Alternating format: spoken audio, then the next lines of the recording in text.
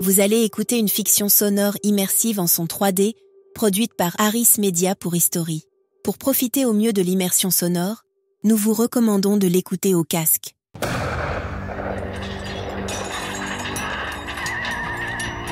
Moi, Napoléon Bonaparte, je vais vous raconter la bataille de Waterloo.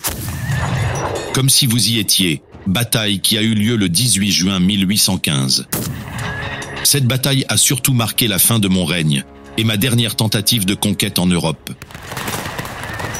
Mais pour bien comprendre cette bataille, il faut revenir un peu en arrière.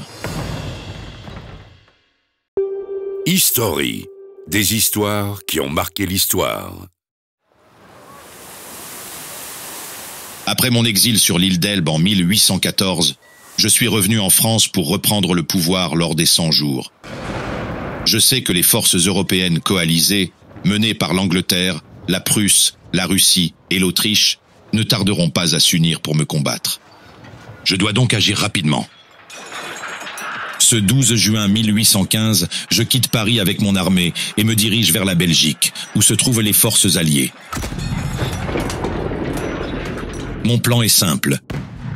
Diviser les forces ennemies pour les affaiblir et les vaincre séparément. Le maréchal Ney, mon fidèle allié, est à la tête de mon aile gauche, tandis que je suis en charge de l'aile droite.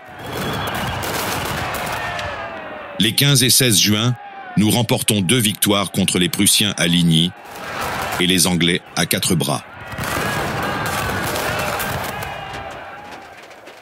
Mais nous ne pouvons les poursuivre en raison de la pluie et de l'état des routes.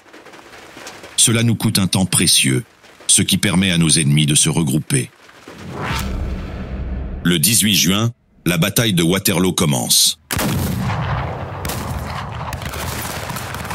Nous sommes face aux forces anglaises, commandées par le duc de Wellington, et aux forces prussiennes, dirigées par le maréchal Blücher.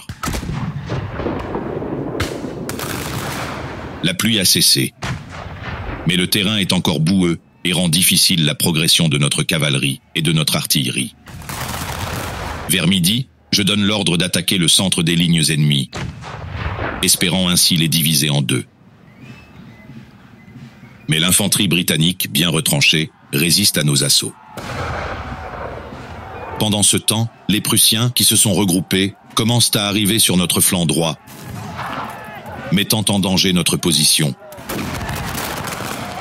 J'envoie alors mon fidèle maréchal Ney à la charge avec notre cavalerie pour tenter de briser les lignes anglaises.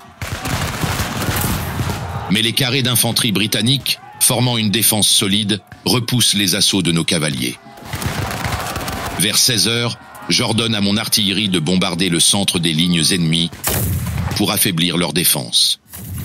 Malheureusement, l'effet est limité en raison du terrain toujours boueux et de la distance entre nos troupes et les lignes ennemies.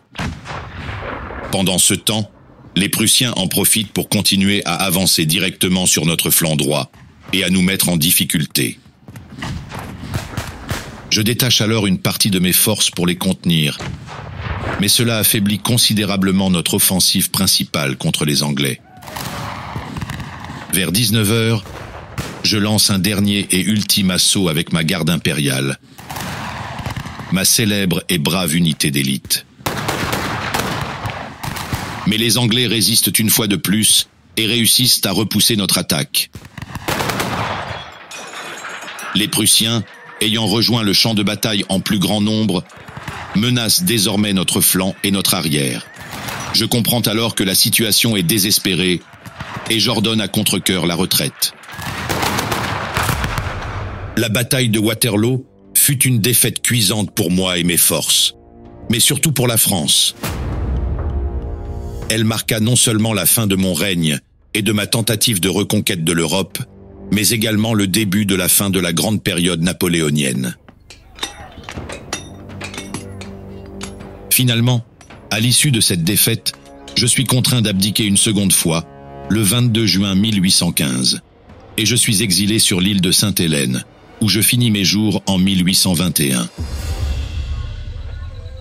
Cette défaite a été attribuée à plusieurs facteurs, notamment le mauvais temps, qui a énormément retardé notre progression et affecter l'efficacité de notre artillerie et de notre cavalerie. De plus, mes propres erreurs tactiques, comme la concentration des forces sur le centre ennemi et le détachement de troupes pour contenir les Prussiens, ont également contribué à notre échec. Mais il faut aussi avouer que la résistance acharnée des forces anglaises et prussiennes, ainsi que la coopération entre les deux alliés, a joué un rôle décisif dans la bataille. Depuis, la bataille de Waterloo est considérée comme un tournant majeur dans l'histoire européenne. Elle a mis fin à une période de guerre constante et a pu ainsi conduire à la création d'un nouvel ordre politique en Europe, avec la mise en place du Congrès de Vienne et la restauration des monarchies. En fin de compte, la bataille de Waterloo a scellé mon sort et a marqué la fin de mes ambitions en tant qu'empereur. Ainsi, bien que cette défaite m'ait coûté mon trône et ma liberté, elle a également permis à l'Europe de se reconstruire et de retrouver une certaine stabilité après des années de guerre et de bouleversements politiques. Finalement, cette bataille de Waterloo a été la bataille de trop pour moi.